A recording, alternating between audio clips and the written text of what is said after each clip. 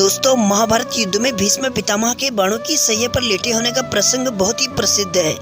इस प्रसंग के मुताबिक भीष्म को बाणों की सैया पर लेटकर अपनी मौत का इंतजार करना पड़ा था। महाभारत युद्ध से जुड़े हुए प्रसंगों में भीष्म पितामह को बाणों की सैया मिलने की वजह के बारे में बताया गया है, जिसकी जानकारी बहुत कम लोगों को है।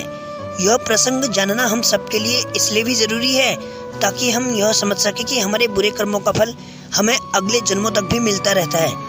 भीष्म पितामह बड़े ही तपस्वी थे, वे पराक्रमी थे।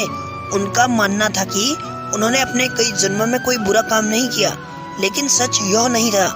कहा जाता है कि महाभारत युद्ध समाप्त हो जाने के बाद भीष्म ने भगवान श्री कृष्ण से अपने बाणों की सैया पर पड़े होने की वजह पूछी थी।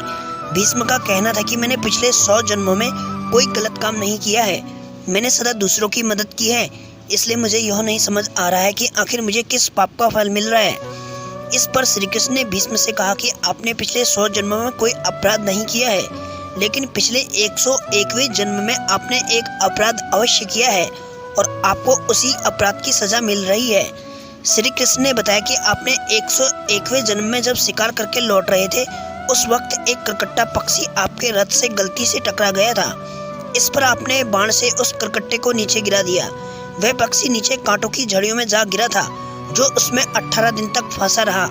उस पक्षी ने आपको श्राप दिया था कि आप भी एक दिन ऐसा दर्द झेलेंगे। इसके अलावा इस बात का भी उल्लेख मिलता कि द्रौपदी के चीरहरण के समय चुपचाप सिर झुकाकर बैठे रहने की वजह से भीष्म पितामह को बाणों की सैया मिली थी। दोस्तों, उम्मीद करता हूँ आपको ये वीडियो अच्छी लगी हो तो लाइक करना, चैनल को सब्सक्राइब